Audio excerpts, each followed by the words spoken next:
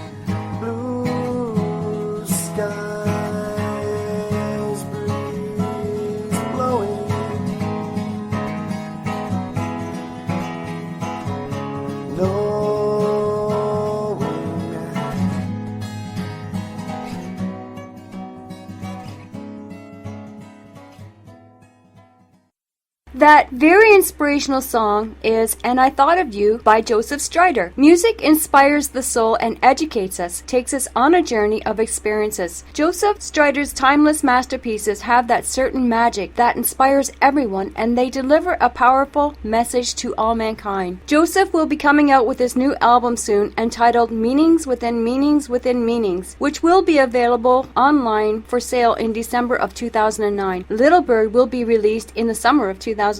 Joseph is currently working on a concept album titled The Journey, and as yet an untitled instrumental album. The Journey still continues. We hope to see Joseph Stridor attend our Grand River Powwow at the Six Nations Reserve this July 2010, a fun cultural event where all brothers come together as one united and celebrate our heritage. Hi, DJ Tina here, host of HMTV Canada Easy. With me today is a very honored guest. Please welcome Joseph Stridor.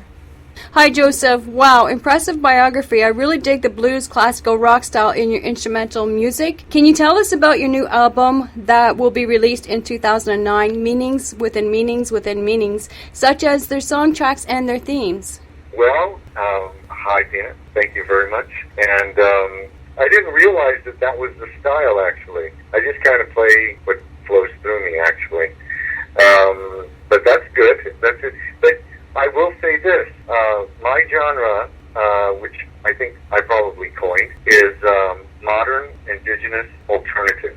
I try to use, when I can, when I perform, I ask for the help of other indigenous players, whether it's drums or flutes or even also other instruments.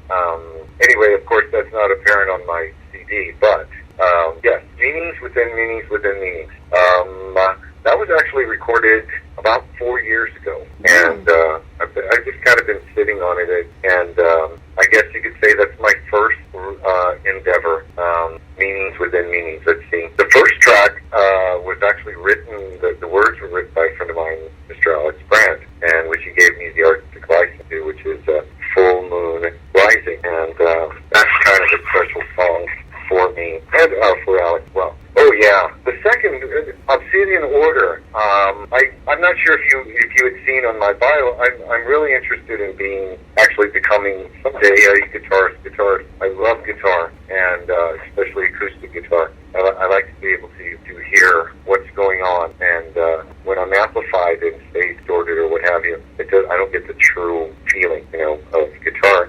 And so I'm crazy about intricate acoustic pieces. For example, Bruce Coburn. Bruce Coburn has made such an impression in my life and my music. Considering his causes and what an outstanding musician he is. Let's see, Drive. Actually, when I first started writing Drive, I thought it was a love song, and then I started listening to it more, and I realized it was like about dysfunctionality. And then I thought, well, what is love? What has it been for me? Anyway, that's what Drive is. Let's see. And Dog Soldier is. I don't know. Do you know what a dog soldier is? Not really, no. Well, there's a number of stories about dog soldiers. The I wish that I had a particular person's name, but there was one boy who, at the end of it all, when the indigenous people were just being close to being wiped off of this planet, this one boy stood there and he fought off the people who were coming to take over his land, over his life, and everything that he stood for, and everything that he knew. And this song it's a story itself, in the way that the music is played, of being able to exist in this beauty and tranquility, and then having it ripped away from you, and dying, and knowing that you're going to die. Oh. And you stand proud and you stand tall. Take as many as you can with you. And that's what the song is. It's in 3 parts, saying the last one is hard and heavy, and it did stop abruptly at first, meaning the end, but I thought about looking up into the sky and then slowly dying, and that's basically what it's a story. Okay. As all my musical pieces are, my instrumental pieces, and Seize the Day and is, as well as Worlds Within Worlds, are basically. Have you heard the story about, say, there's a butterfly in South America, and it flaps wings, and the reverberation, for lack of a better word, spreads, and it spreads, and it's like dropping something in the water, and the way that the waves will carry it away. And basically, those 2 songs for me were songs about. I was actually calling for the next woman who might be in my life, and those basically.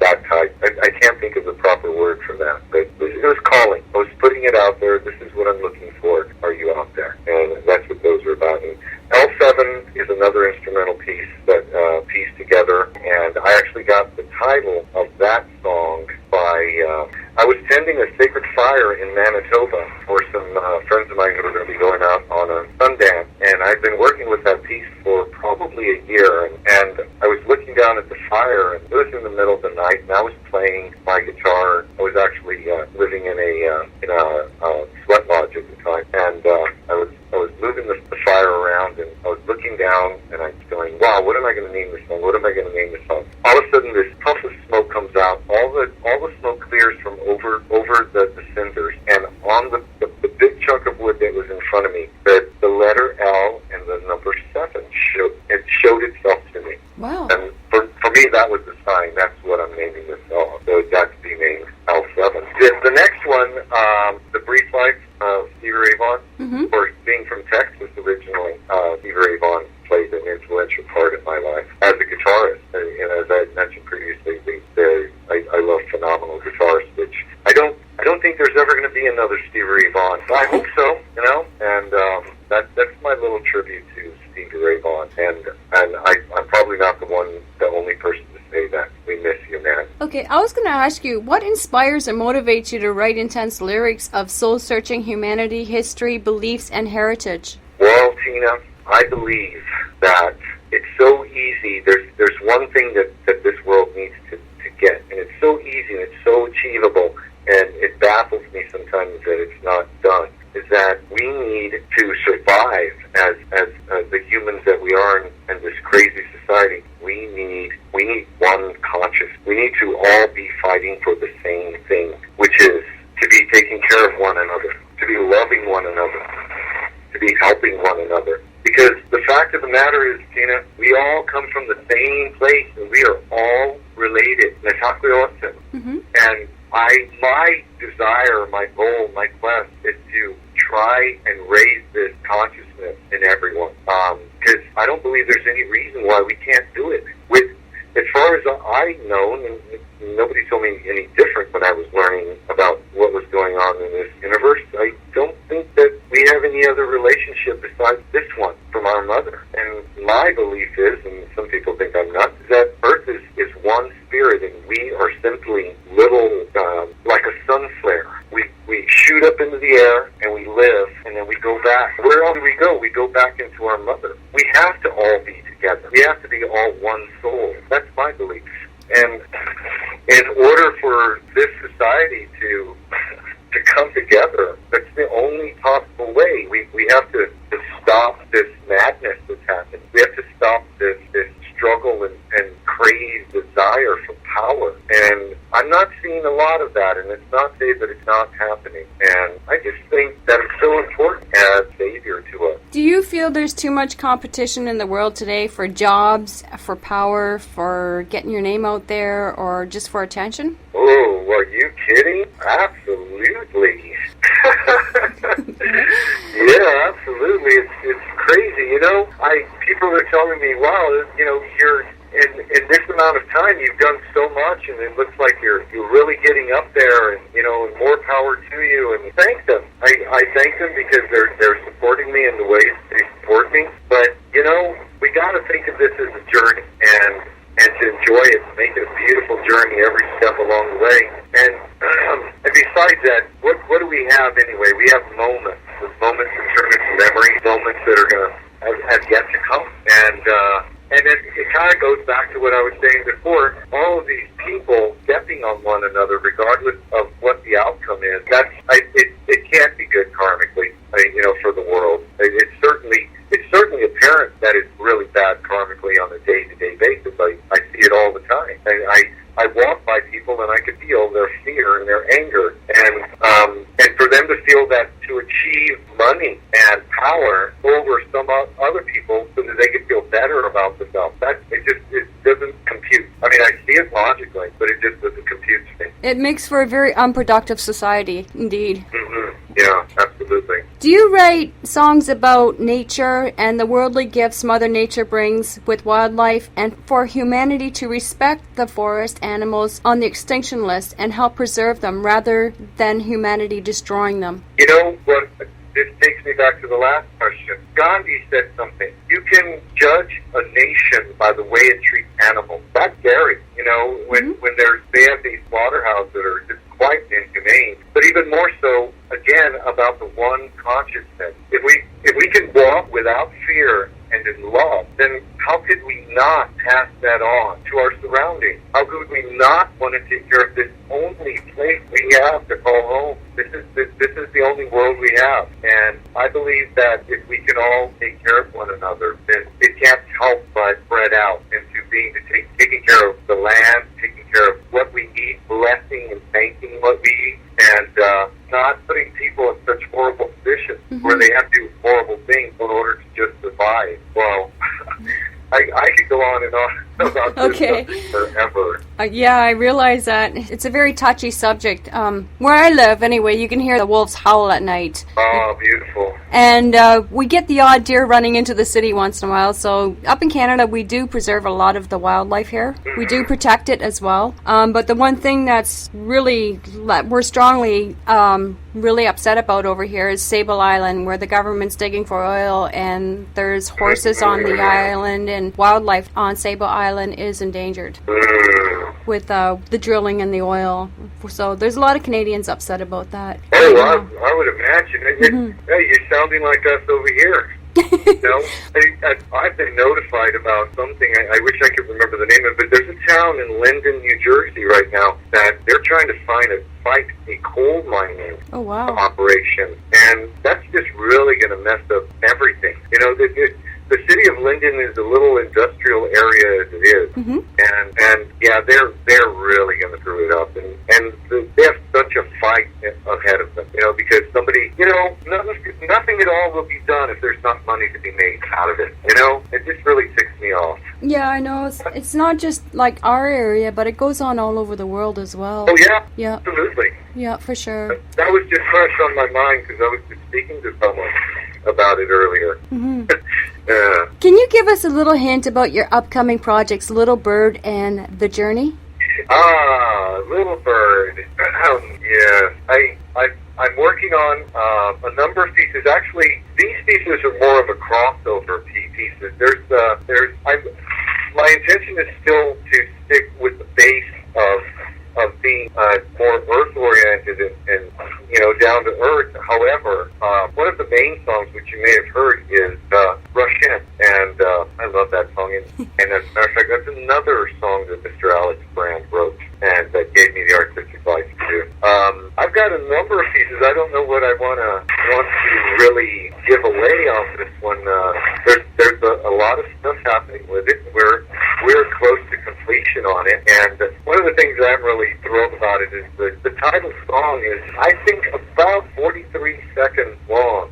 Wow. And that would be, or should I say short, that would be Little Bird. Okay. And so this is the premise of Little Bird. You walk out into your lawn or wherever out in the woods, and you're standing next to a tree, and a small bird lands on a branch, whether it's a chickadee, what have you, a sparrow. And you're standing there looking at it. It whistles a little tune, shakes its body, and you get to see the little beauty of this beautiful little creature, and then it flies away. So I think the explanation is longer than the piece, actually. and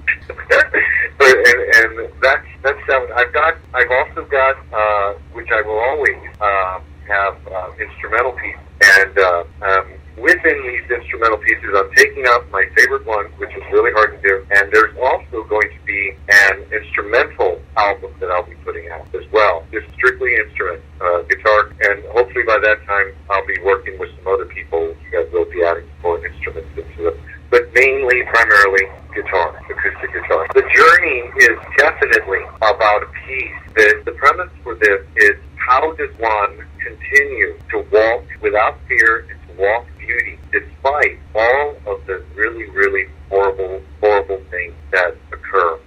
And I've got most of it done, actually. There's, of course, referring to Mother Earth. There's guitar pieces. There's one that I'm really proud of called Epiphyte. Mm-hmm. And there's also a couple of poetry pieces which are so different from one another. They're both reality. One has to do with love, and the other has to do with extreme fear. And those will be read one after another, in juxtaposition with one another. And I try to keep the songs on the album up to 9, maybe 10, but I think Journey's going to actually have to go a little bit more than that. I have a lot to say, and I don't know if I mentioned before that I feel myself to be a realist who walks with his head in the clouds. And from what I've discovered from there is, being a realist with your head in the clouds, when you look down, you see a lot of crazy stuff. For sure. So I think about this as I'm writing the lyrics, and I wish that I could say that the lyrics just come smoothly, and it's not to say that a lot of them don't, but this concept album is, it's really important to me. I've heard a lot of other concept albums, like from Rush, Mm-hmm. and I love one of the greatest groups when I was a kid. I must have seen them, 30 times. Wow. In Texas, they love Rush so much. They love Rush up here. Yeah, I would imagine those coming out of Toronto. Yeah.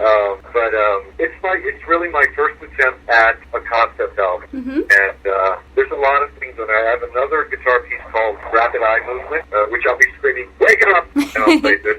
And, it's about waking up, one consciousness, and seeing all the crap around you, still being able to be a good person and to walk in love and beauty. That's a really tough thing, and that's my goal with the journey, Have a beautiful journey, people. Okay. You know? At this point, I'm curious, will you be collaborating with any other musicians for your music projects? When I am able to. Okay. As a matter of fact, when I'm able to, I am fortunate enough to work with a native flutist by the name of Nadine Bergeron. Okay. And she's also a djembe drummer, and she's a music instructor, and also an outstanding violinist. And actually, if you go on my website, JosephStridor.com, there are some not great quality videos, but actually Liz Mullen is working with me playing violin on those. I have every intention to incorporate other musicians. Now, here's my problem with that. As much as I want to do this, I don't work with anybody right now because I try to figure out where their head's at. A long time ago, after I had finished the Vision Fest, and I came from New Mexico up to upstate New York, and I was moving to Massachusetts, and I was driving in my car, and I was so close here. I felt so close because what I had been through in the Vision Fest. Still, I was asking, I said, what do I need to do to be able to do what it is that I want to do, or I feel that's supposed to be my journey? Mm-hmm. And it's almost frightening because it was like it was inside the car, and I heard this voice say, "Rid yourself of ego." And I was like, I'm looking around the car, and I was like, okay, all right, this is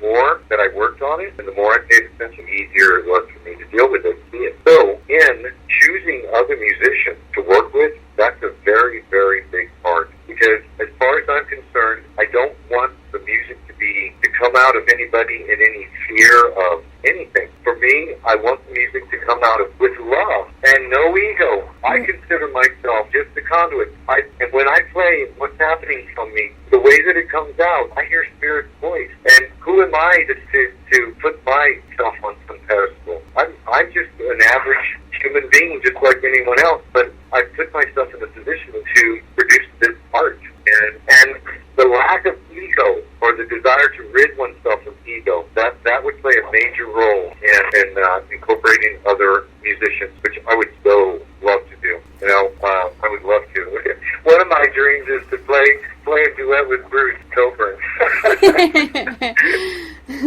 That'd be awesome. Yeah. Where is your music being recorded, and do you have a music engineer helping with the mixing and mastering of your albums? Yes, as a matter of fact, I do. I am working with who I consider to be a crazed, mad genius, and his name is Gary Olyard. I want to say he's on hiatus, but he's not. He's actually, right now, he's on tour with Loggins and Messina. Oh, wow. Yeah, so he's a violinist and a multi-instrumentalist, and he has one of the most awesome systems for recording. I wish I could remember the name of the particular equipment that he has. All I can remember for certain is that these particular pieces of recording equipment were made specifically for acoustic guitars and or acoustic music in general, and they won some sort of Grammy or something several years back. And the next CD, Little Bird, and the one following that are going to be, just as far as sound is concerned, are going to be phenomenal. Wow. I have issues with meanings within meanings within meanings, but I don't want to sit on it anymore, and I've been asked many times for it to be heard, and that's what I decided to do this year, which the release will be officially on December 1st, and we're going to be actually doing a blog radio show. I wish I had all that information for you right now on the 6th, but any and all information can be seen or found on my website, josephstridor.com, and if you're on MySpace, hey, give me a friend request. I love making new friends. This is great. There's so many really, really cool people out there. Dig it. How have your live shows been, and what's the music scene like in New Jersey? Are there lots of clubs to play at? There are lots of clubs to play at. What I do, it's not all that much demand here in New Jersey. I am drug and alcohol free, and have been so for a very long time. And for me to place myself in a atmosphere where everyone is just getting very drunk is not conducive to what I do. I believe my music is spiritual, and if you're a rock band, there's lots to play. Okay. If you do things like I do, then it's limited. There's a number of coffee houses. There's a number of open mics, which I actually host an open mic every other Friday, next Friday being the next one, for just this sort of stuff. We have a lot of acoustic people and comedians, stuff like that. It's really fun little night in a little coffee shop called the City Grind Coffee House. It's located in Cranford, New Jersey. But as far as what you're talking about, certainly, there's, who doesn't want to be entertaining? Who doesn't want to hear a good band? Have you ventured outside of New Jersey to tour other cities and play live? I do. I spend a lot of time actually playing in Pennsylvania. I'm going to be doing a show in Millersville University on the 13th of November, which, I might add, I am honing a particular show that I do called The Magic of Music and the Spell of Words. I have a particular list song that, to me, are very meaningful for the word, and not to mention the music that goes along with it. There's drumming. I have a drumming honoring song that I play, and another song that will also be featured on Little Bird called Indigenous Indignation. It's a very, very powerful song for me. And I am open. Of course, I have to run it by my business manager. The CRT she feels about it, and if I can afford it, to play anywhere I play. If I could make that my full-time job, I would. I think that I would truly be blessed. And every opportunity I have, I do. I was playing a number of benefits for for something that was trying to get money to participate in Pine Ridge for battered women. Wow. And I did a number of performances for this particular group of people, and the last one I did was for SOTI, Save Our Tribal Youth. And I've done a lot of things that are nearby for free, because I believe that my ancestors and the offsprings of my ancestors, seventh generation. This was going to bring me to my next question. Will you be coming to the Grand River Powwow this year, which is an event in our community staged by and organized by the Six Nations Reserve in July of 2010? I would go love now. Can I afford it? Can I do it? That's another story. I would love to. I don't know anything about it. As a matter of fact, I'm talking to some other people right now about other possible... The website link is www.grpowwow.com. Right, okay, right. I would so love to, Tina. Can you make that happen? The show is free, and we got Americans coming to this all the time. Besides, I've never been to a powwow in Canada. I've been to Vision Quest, and I've been to Sweat and things like that, but I've never been to an actual powwow, and I don't know if they differ from the one here in Vegas. It's free to get in, and it's organized by our Six Nations Reserve in the Grand River area, where I am. Grand River, that's near Ontario? Yeah, that's near the Six Nations Reserve in Brantford. Oh, I'm not familiar with that. Not at all. With the last time I was up in Canada, I spent a little time with the Micmacs, but I've never been in that. Are the Micmacs considered one of the six? Yes. There's just so much I don't know that I need to learn now. Definitely look up that link I gave you. I will, absolutely. Yeah, for totally, sure. Totally, absolutely. And I would love to. That would be awesome. You'd love going to one of those events and visiting the reserve close to where I live. No doubt. Every time I visit a powwow, whether it's small or large or even the commercialized one, I always find something really beautiful, and it's great to meet new people and make new friends. And you learn a lot, and they're very cultured. Yeah, and that's just one of the other little beautiful little flowers on the journey. Mm-hmm. So, yeah, that would be awesome. Totally. Very nice. For sure. Can you tell us about your volunteer activities to educate society on the atrocities committed against the people of the First Nations throughout history? Okay. Wow. The last show I did was day before Columbus Day, and I had to share this story. A couple of years ago, my job takes me in New York all the time. A couple of years ago, I'm standing there waiting on the other side of Fifth Avenue, and I'm having to wait for this parade, and I'm seeing all these festive floats go by. And so I asked the police who were standing there. I said, "Oh, did I come too late to see the float depicting the slaughter of the indigenous people here?" And the police looked at me like they were going to kill me. Oh, wow. They looked at me and they said, "You get the fuck out of here." Oh, no. And I was ready for them to start beating me. The atrocities. I understand there's a different system up in Canada. Yes. But I'll tell you what, over here, the indigenous culture, they're treated like shit. We are treated like nothing. And I'm not saying that this doesn't happen anywhere in the world, and it does. But for me, these are my ancestors. Mm-hmm. This is my battle. I can't fight everybody's battle. I'm not a god. But over here, I'm sitting somewhere, and I bring it up. Somebody will say, "Well, I got a drop of charity," and I said, and then I'll start speaking of a story, and then I'm with someone. They go, "Oh, well, this isn't the time." Oh, you want to push my freaking butt? And I say, "Hey, if this isn't the freaking time, then you tell me when the time is. You tell me when I can gather this freaking town, and that they're going to sit here and listen to me and realize and take responsibility for all of this they're benefiting from this land. When are they going to take responsibility and own up to it? When are they going to give something back instead of hiding us, moving us, keep on moving us, and then expecting us just to take it? And if we raise our voice, then they get rid of us. They'll kill us. They'll make sure that we don't get heard. It's really bad. This power thing, and the only thing I can figure is, holy shit, the government must be afraid of us. Every opportunity they get, they try to shut us up. And oh boy. I talk about this, and people are like, "Well, you better watch it." And I said, Hey, you know what? There's a line from a song. I don't remember the name of the song. It's from the Queens of the Stone Age. And the line says, I need something good to die for to make it beautiful to live. Okay? Mm-hmm. So as far as I'm concerned, this is something good to die for. Because, I don't expect to see any sort of changes that much in my lifetime.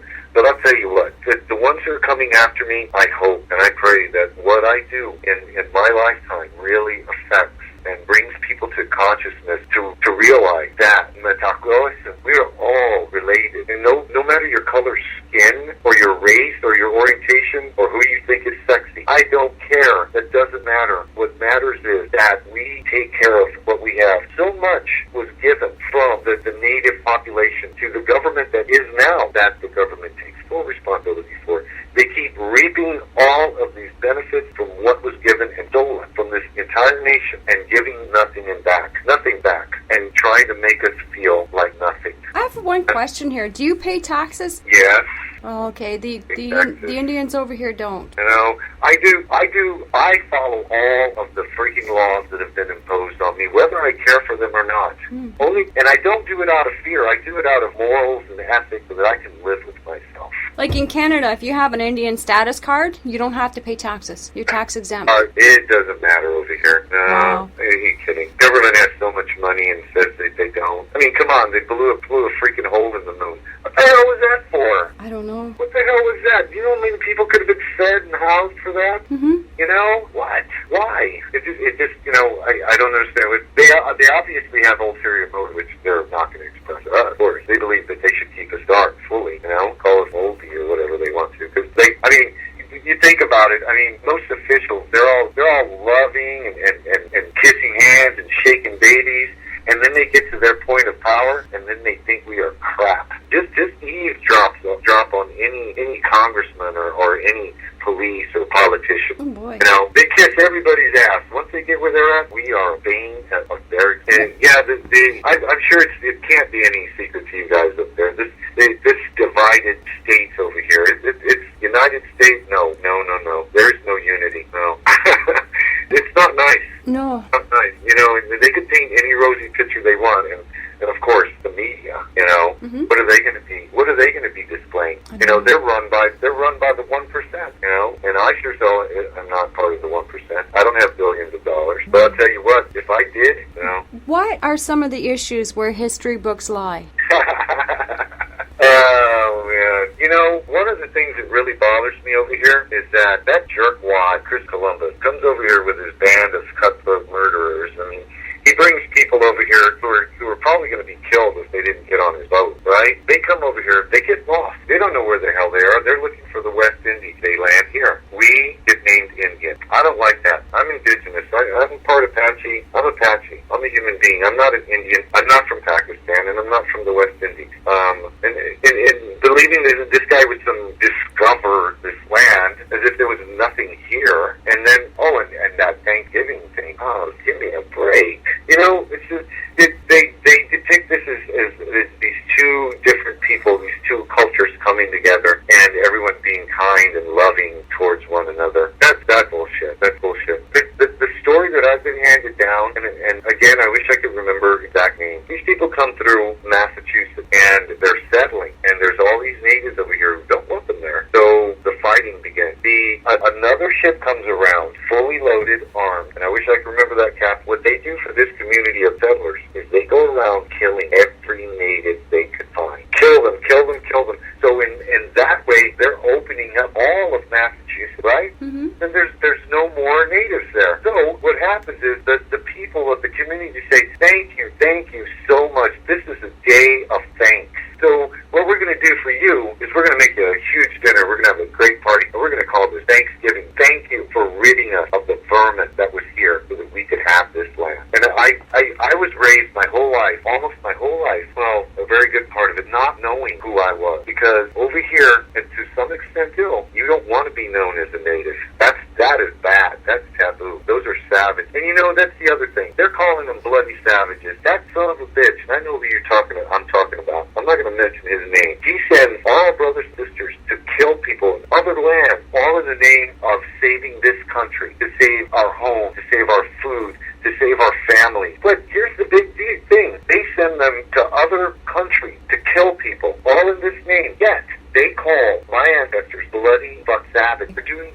for doing the exact same thing. And you know what? I ask you, who's the goddamn bloody savage? I'm sorry, I just, these, you know, and I think about these things, and I just want to I just want to explode. But in order for me to maintain and to follow this path, try to be loving, try to walk in beauty.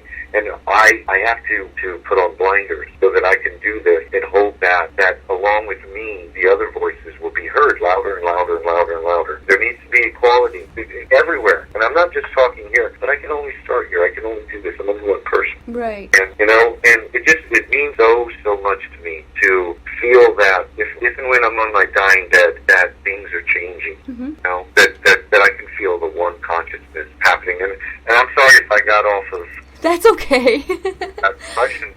That's a really, really, really touchy subject. And again, I know too many things and not enough. Okay. You know, and it just really bothers. Yeah, I understand. What do you think of the music industry today with regards to media, and what would you like to see change?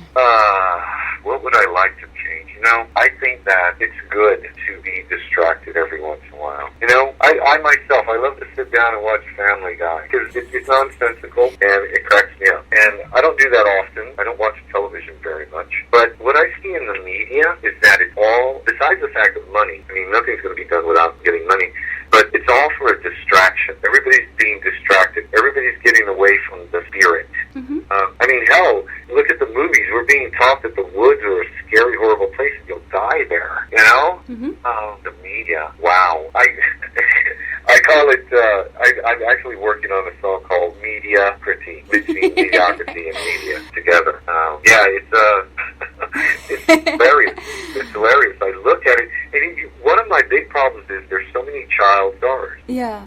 And I think, you know, let's look back at those kids who were stars, children who either killed themselves, drug overdoses, robbing gas stations. You know, you get these children and put them at such a pedestal, and their ego is just crazy. Some of them can't handle it, and some of them are into a lot of alcohol and drugs. Yeah, they cannot handle it, and they're being put in this really crazy position. And as they get older, and when they fade into obscurity, they're going to be some dangerous people. You know, they're going to feel that they're in a position that they should be given more because of who they are. You know, going back to ego. You ain't all that, baby. Neither am I. And yeah, maybe I'm a flash in the pan.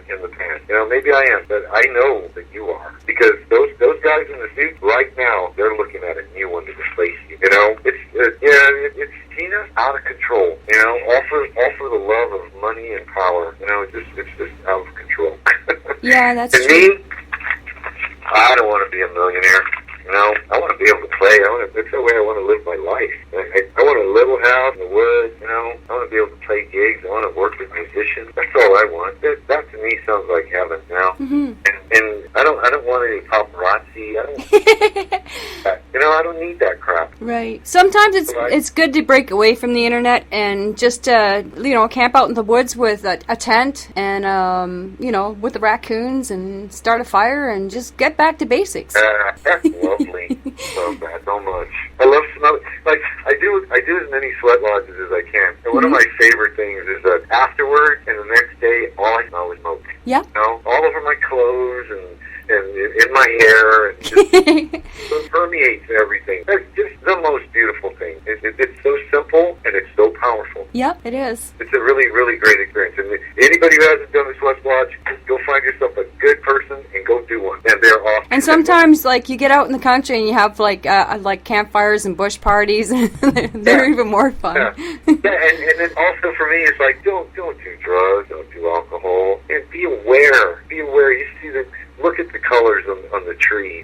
How it's changing right now. You know, be aware of that. You know, be aware of a giggling baby. You know, be aware of what you're thinking. You know, don't cloud your mind with crap. I already did that, and you know, I've been clean for a long time now, and I'm so happy about it. You know, everything. The air tastes better, even though. But okay, I'm dragging it a bit. But you know, at least there's so many things to taste, and being fully in your spirit and experiencing it, and then be able to carry those moments with you until and tomorrow. I mean, there's part of my life that I don't even remember. You know, and Oh, wow. That was just crazy. There was, I was in a hard rock metal band. Hey, sex, drugs, rock and roll. Mm-hmm.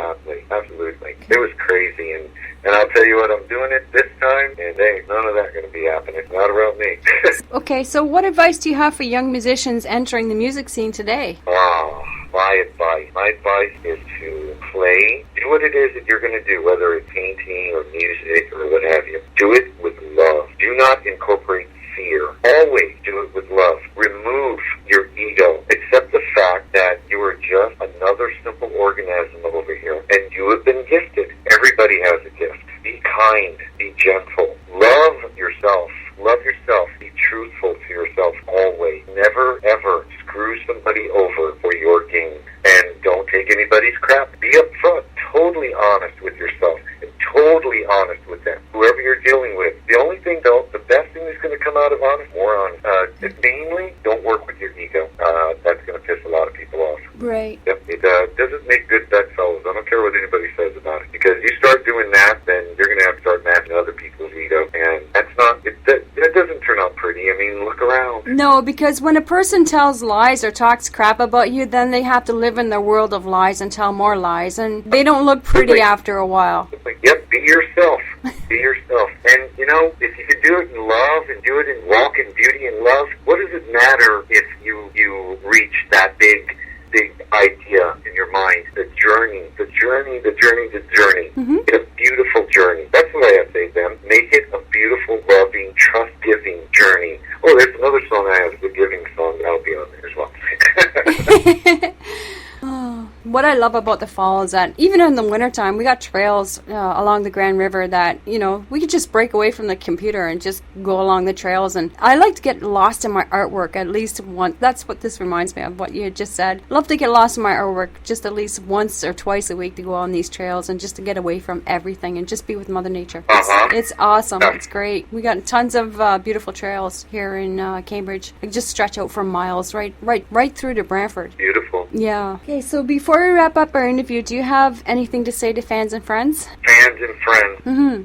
For the people, my fans and my friends, I adore you guys. You guys are great. I have, in this past year, so I decided to get back to it, I have met great, wonderful people. And I feel love, and I feel the happiest I've ever felt in my life because of all this. All of this. And it's the whole circle. And I thank each and every one of them for being in my circle of friends. And I hope that someday that we get to actually, I can give them a big hug. Mm-hmm. Where would I be? Where would any artist be without someone looking at what they do or listening to what they do? They'd be nothing. They may as well be in a cardboard box, And yeah, my friends and fans. I'm trying to look for a better word than fan, because isn't that short for fanatic? I don't know. Say friends. Oh, good question. I'll just say friends. That is what I have to say to them is thank you so much. And I hope that very soon I will be performing in your town, and you gotta say hello to me. Mm-hmm. Everybody who knows me, please, tell me hello, because I like that. I really love interacting. It feeds me, Mm-hmm. I guess, does that answer your question specifically? Yep. Thank you, Joseph, for this interview opportunity, and we hope to see you in July, in 2010, attend our Grand River Powwow at the Six Nations Reserve. Thank you. Well, let me talk to my manager. Let's see what we can figure out. Okay.